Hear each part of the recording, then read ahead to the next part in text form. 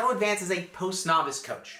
Now, it's kind of a weird question, because if I were to ask you, how do you advance as a student? How do I advance as a mechanic, as a professional? There are usually, in any of these established professions, sequences of credentials and experiences that are recognized and well known as to what it takes to be the next thing. Let's bring this down a little bit. What it takes to be the next thing. We don't have that as coaches. You can walk in and have your PhD and an entire pile of things behind your name and not be ready, and vice versa.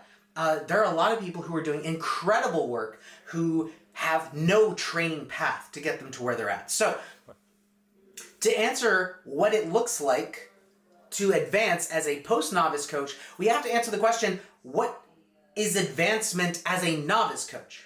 So, what we outline in Coaching 101 in our articles, How Not to Totally Suck as a New Coach, and in a couple of other different places, there are technical and professional requirements that make up the beginnings of novice coach advancement. So for the novice coach, first, we're looking at, can you teach the list? Can you introduce most people? Should be able to cover about that 80% of the population, think 80-20 rule. Can you cover most people that you're going to see and get them to squat, deadlift, press, bench if you're going to be a strength coach?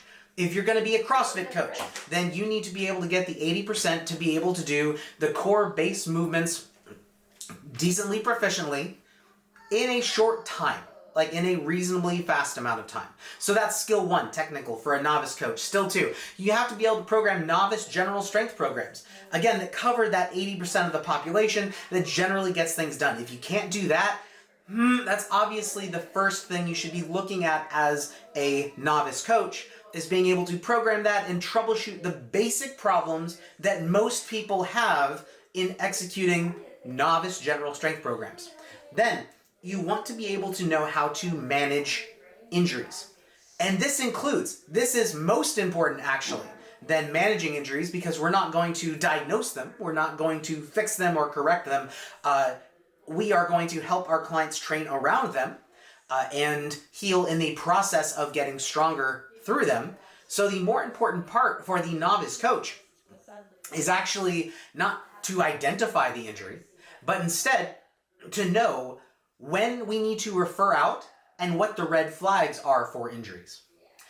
Now, for that novice coach, what advancement looks like, there's also a professional level. So if you have those covered as a novice coach, I'd say actually you know everything you need as a novice coach at a technical level. Now, let's talk about on a professional level. So there are levels of advancement professionally for a novice coach that we cover in those articles, we cover in Coaching 101, that we think are critical to consider. First, liability. Do you have a waiver looked over by a lawyer, not just copied from somebody else? Do you have a questionnaire? Do you have liability insurance, general liability insurance?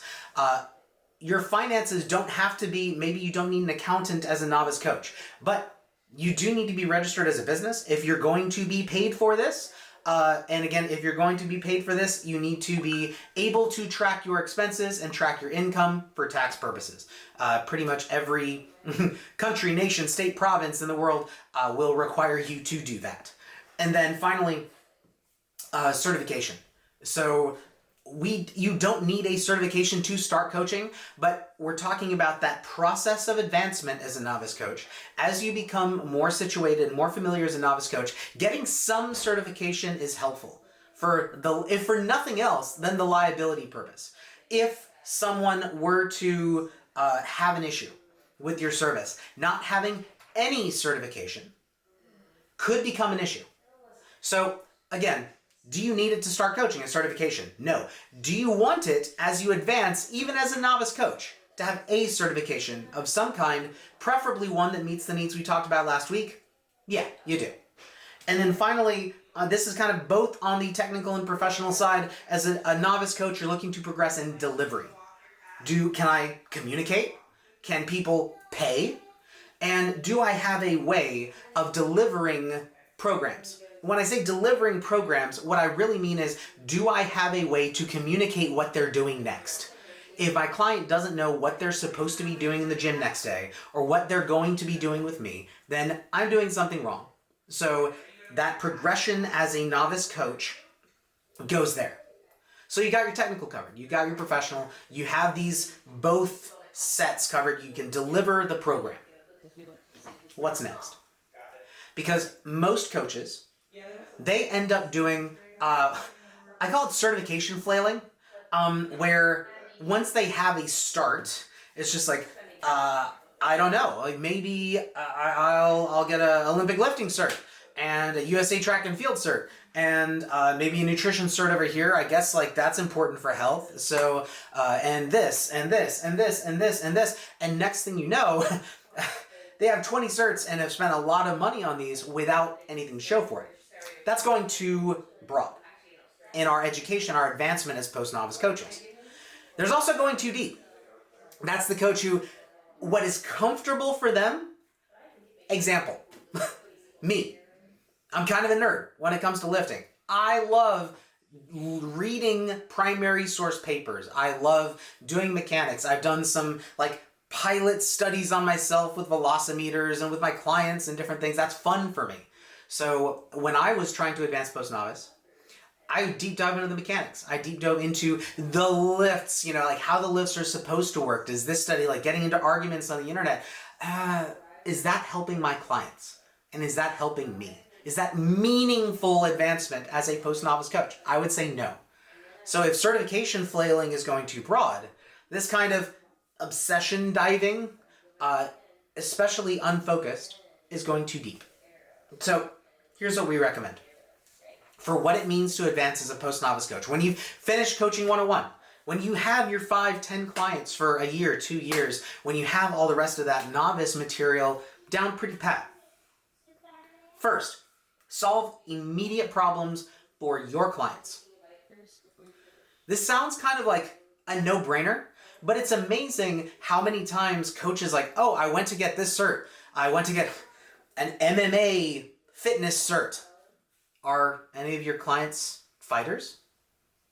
I mean, not really, but it seemed cool. Or it got me CEUs for this other credential that I have, whatever. Solve immediate problems that your clients are facing right now. Now, this can be kind of tough for 2 reasons. One, we may not know. We may actually be dealing with a problem. We may have like our clients don't seem to get that good results over the first 3 or 4 months. And if you go on the internet, you see all these coaches like talking about their amazing client results. And we're like, maybe I have a problem. And maybe you do have a problem. Or is it that those coaches are lying? Or they're cherry picking like the kind of results that their clients get? So there is some ambiguity here. It's not as simple as like, oh yeah, I know exactly what I need to learn in order to solve these immediate problems. And the second part of it is if you're a novice coach, you may not have a big enough client base, or you may not think you do. Like there can be this moment where you think to yourself, we don't really have problems. We're just executing. We're just doing novice programming and their lifts are getting better. You know, we're doing the same, you know, core 4 plus 2, plus 3, plus 5, you know, and getting that done. And this is where it becomes critically important to listen. If you have 5+ clients and you don't think your clients have problems, you're not listening yet. Be listening for unmet needs. Be listening for frustrations with their problems or with the program, or more importantly, oftentimes frustrations that we tend to like bloop, because it's not related to the program. Like they go to their first powerlifting meet and they're frustrated about how the meet went and how the meet director went and blah, blah, blah, blah. And it may think like, oh, that's just the frustrations of a first-time powerlifter. Did they have a handler? There are things that we can identify in listening to our clients' voices that we can solve as immediate problems. Again, example. I was working at a CrossFit gym, which had a great standard, in my opinion, for the audience that they were working with, the age category, the experience, that you couldn't do kipping pull-ups until you could do 3 strict pull-ups. And I overheard a client saying that she was frustrated that after her first year, and she wasn't even talking to me, it was just girl talk, that she had been at this gym and she could still not do a pull-up. So she was stuck doing ring rows. That was one of the substitutes. And I could have brushed that off. Like, oh, it's not really a problem yet. It's just they haven't progressed. Instead, talk to her, talk to the girl she was talking to, talk to all these different people, and realized, oh, this is actually a pretty common problem for people at this gym. Created a pull-up program, got a lot of them to their first pull-up, second, third, a couple to their fifth strict pull-up, and we made a sub-program out of it. So, solving immediate problems that actually get results. 2, solving better problems. Who do you want to work with? What kind of issues do you want to solve as a coach? If you have knocked out some immediate problems and you're starting to realize, like, man, I really love these clients. These clients, when I take, like, who pays me the most, but also more like, who do I just love working with? Like, when it comes time for their program at the end of the week, I'm like, okay, I get to solve creative problems that I'm really digging into. Or they're just fun to work with. They're like, they're smooth, or like, I would like these people or these interactions, we keep a professional distance here, but I just enjoy spending time coaching these people. What do you need to know to coach more people like that people for you? Identifying what that might be, if there are demographic characteristics that they share in common, if there are interests, if there are goals, and you're like, man, I love people who dig obstacle course. Like, the people that I serve best are the ones who love obstacle course races and weird crap. Just like outside adventure racing, things like that. That's where you would spend your next education, your next focus on. And then finally, solving future problems. So we can be doing okay right now, but eventually every client leaves. Every client will churn. That's just a natural part of the process. Will my business survive if I lose 5 clients? If not, the problem that I need to solve right now is growth. How do I grow more clients to have that resilience, to have that gap? And then that invites the next question. Can I handle taking 5 more clients? Can I handle 10? Can I handle 15? If you can't, then that's the next problem as you're advancing as a post-novice coach, the next problem you need to solve. How do I scale? Is it my systems? Do I need something more reliable in place? Do I need to hire someone?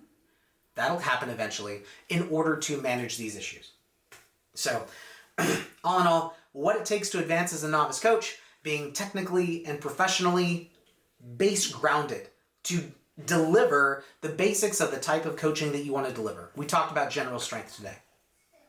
But as a post-novice coach, what we need to do to actually advance, solving immediate problems for our clients, solving better problems for ourselves that help to position us to make the impact that we want to make, and then solving future problems by growing or enabling us to scale, setting up systems and processes that help us to grow, like that we could grow into without pulling what little gray hair we have left. And that's where we're at here. Now, in terms of what we offer, like Coaching 101 is our coaching offering for anyone who's looking to advance in that post-novice coach. Do you want to deliver the teaching progressions and identify problems and solve problems for that 80%? Do you want to be able to deliver novice general strength and conditioning programs for that 80%?